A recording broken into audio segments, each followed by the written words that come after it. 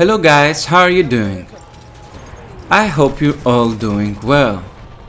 At my two previous videos, we saw the changes that are coming to the light machine guns and the submachine guns in Battlefield 1 in September.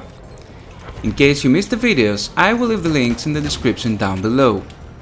Today, we are going to see how the self-loading rifles for the medic class are going to change. But before I get there, I want to inform you that all weapons except the sniper rifles are going to change with this patch. Some are going to have increased damage and others different recoil values and range. There will be one more video for the weapon changes in shotguns for the assault class. Now before I start with the values of the guns, I want to read you the notes that DICE posted at Reddit. Hi everyone, today we're introducing a major update where we're tweaking many weapon values to get them to feel more powerful and slightly reduce the disparity in raw time to kill between fast firing and slow firing weapons. During the next days, we will be carefully monitoring these changes on the CTE to ensure that they meet balance and our expectations when it comes to overall gunplay. Now what does this change mean in general? For most of the automatic weapons like LMGs and SMGs, this typically means you will be required one less bullet in order to secure a kill. When it comes to the self-loading rifles, their accuracy and effective fire rate are going to be improved. These changes should make the weapons that require multiple hits to kill more effective relative to bolt-action rifles, shotguns and explosives.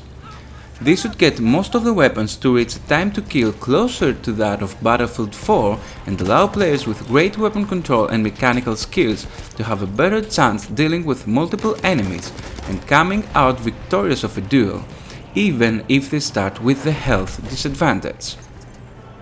We are also tweaking shotguns to reduce the random factor involved in pellets dispersion.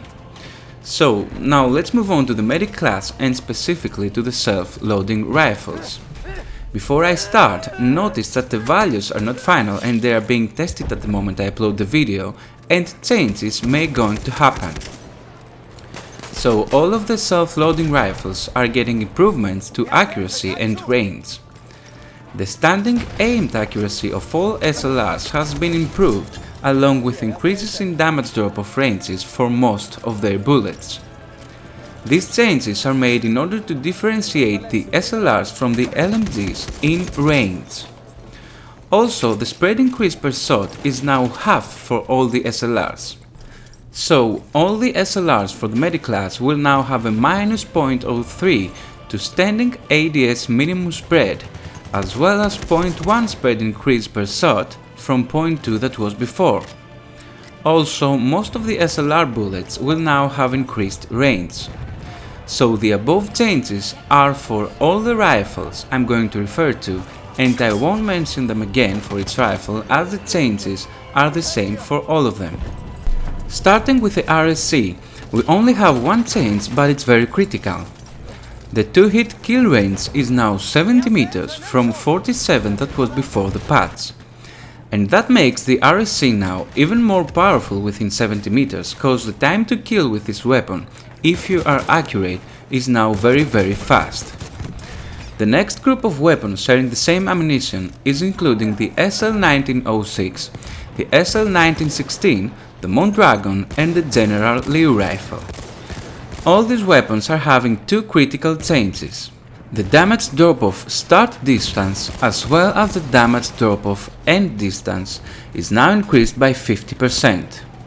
So, the Self-Ladder 1906 will now have a start drop-off point at 60 meters from 40 that was before, and an ending drop-off point at 78 meters from 52 that was before. The Self-Ladder M1916 will start the drop-off at 39 meters from 26, and the ending point is now 78 meters from 52 that used to be. The Mondragon will start the drop-off at 39 meters from 26 meters and will end at 78 meters from 52 that was before. And for the General Liu rifle, we don't have the exact drop-off range yet, so it's a mystery until the official stats are published. Moving on to the autoloading 8, we have a similar change to the RSC. The 3-hit kill range is now increased from 47 meters to 70 meters. Given the recoil and the fire rate of this weapon, it's now a 1 versus 1 beast up to 7 meters.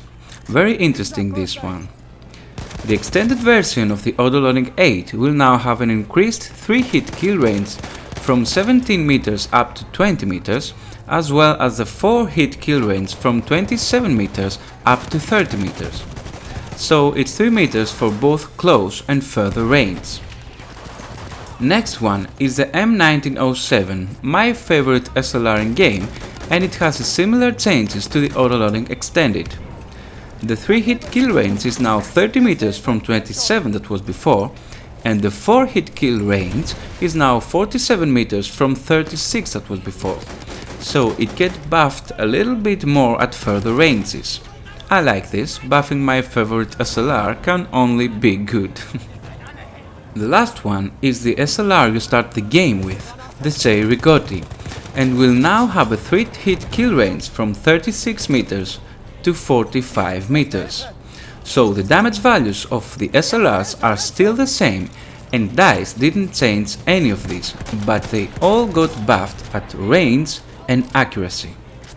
Scout players should now probably contain their gameplay within the sweet spot of the sniper rifle they're using, cause it will be more difficult to kill a medic in range up to 70 or 80 meters with the new weapon patch. Interesting. It seems that we don't have any update for the Fedorov Automat, which is not an SLR but it's a weapon for the medic class. So these are the changes for the self-loading rifles, and I think DICE is giving a message here. Medics will now be more effective at longer range engagements, unless they're using the autoloading extended or the M1907, because the light machine guns and the submachine guns are now more powerful in close range, and the SLRs are still the same at close range, so it will now be more difficult to kill an enemy up close and personal. So that's it from me and the new changes for the self-loading rifles. I will leave in the description the changed values if you want to check them, and tomorrow we are going to see how the shotguns are going to change in Battlefield 1. If you liked the video, please give a thumbs up, if you didn't, a thumbs down, subscribe for more, and I'll see you in the next one.